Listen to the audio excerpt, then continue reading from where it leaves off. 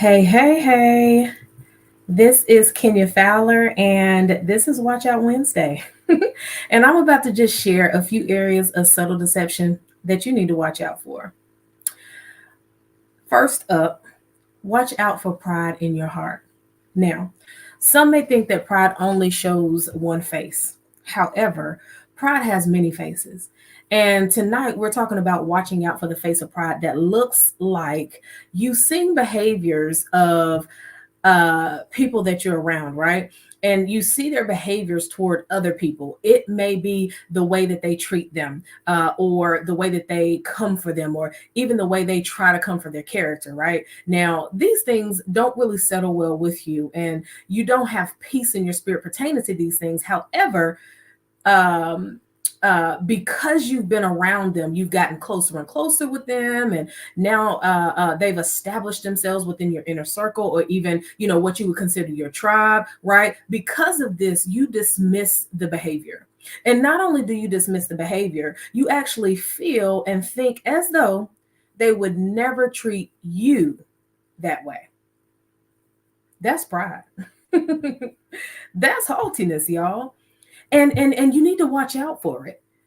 See, the familiarity and the closeness, right, have ultimately become blinders, which has led to you questioning your own self when it comes to the uneasiness you feel pertaining to your observations of these behaviors and the comments, that they have toward other people and about other people.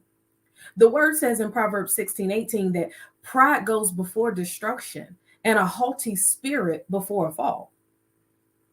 In James 4, we see James tells us that God resists the proud, but yet he gives grace to the humble. And then if we then scroll down just to the latter part of verse 8 in that same chapter 6, we find the instruction to purify your hearts, you double-minded. Now, when we do so, we're no longer double-minded and unstable in all of our ways.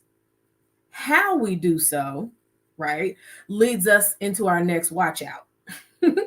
Watch out for leaning more into the voice and opinion of man versus leaning into God's voice and the standard of his word. God has indeed, he has indeed, hear me, sent us teachers, pastors, evangelists, prophets, apostles, right, to equip the saints.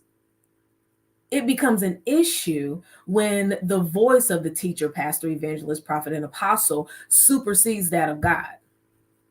When the first response is either not asking at all or asking man before even considering God. And in many instances, not ever even considering God at all. I mentioned the blinders resulting from familiarity, and this really needs to be watched out for because the familiar person sees the hurt, right? Speaks to the emptiness, and slowly but surely becomes the greatest voice in your life, the greatest opinion. So much so that suddenly you become unsure of yourself, especially pertaining to areas that you have great discernment about, but question that discernment and ultimately determine that you're the one tripping. Telling yourself, nah, that can't be so. It's so. Literally leaning into your own understanding, which we're instructed not to do so. Leaning more into the voice and opinion of man over God's, that leads to pastors turning churches into clubs. When God has said, come out from among them and be ye separate. It leads to you thinking you need to wait for the blessing of a man to release you to do the call of God on your life when God has said in John 14:15, if you love me, keep my commandments. And then he goes on in Mark 16:15 and says, Jesus said to his, Jesus said to his disciples, and are you a disciple? To go into all the world and preach the gospel to every creature. Watch out for allowing others' voices to elevate higher than God's in your life so that you don't succumb to the confusion and double-mindedness that it brings. And lastly, y'all, watch out for unforgiveness in your heart. Did you know that unforgiveness for us from God is a conditional promise and not an automatic one? My God. In Matthew 6:14 and 15, we're instructed to forgive people of their trespasses so that the Father will forgive us. A trespass is a misconduct or a sin of any sort, right?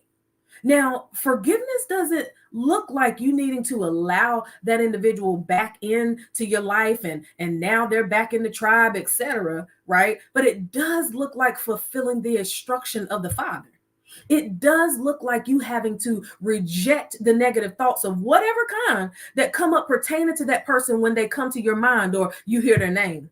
If you still have that uneasy feeling rise up when they're mentioned, or you feel yourself like upset or mad all over again because you're thinking about or reliving the situation or the conversation that transpired, you still have some forgiving and some releasing to do. So you got to watch out for that. How do we overcome? You may be asking.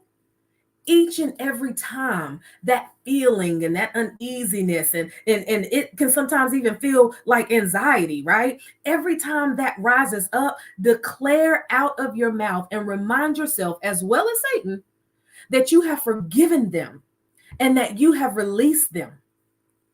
Cry out to God in all sincerity of your heart regarding how you no longer want to be bound by the emotional heaviness and the attempted torment that comes to rise up and dictate your life. Ask Him to deliver you from it and continue to do your part in declaring your forgiveness and operating in love toward them. And for the record, you still can love from a distance. Yo, this is Watch Out Wednesday. And I pray that you gained a better understanding of these subtle deceptions that you need to watch out for. As we go forward, I'll continue to go live on my YouTube channel as well as my ministry Facebook page. Both are Kenya Teach. So join us on either platform, either of those platforms, right? And go ahead and subscribe to my YouTube channel. This video makes 100 videos and lives that I have over there that I'm certain, right, you can gain more biblical knowledge and understanding from. And all you're getting, get understanding. So remember that Boundless Encounter Conference is on the horizon. I hope to see you in the room, y'all. It is February 24th. It's 11 to 3 p.m. And I am super excited for what God has in store for all of us. Okay? All of us. But hey, again, this is Watch Out Wednesday. I love y'all. And as always, God loves you greater. Have a great night.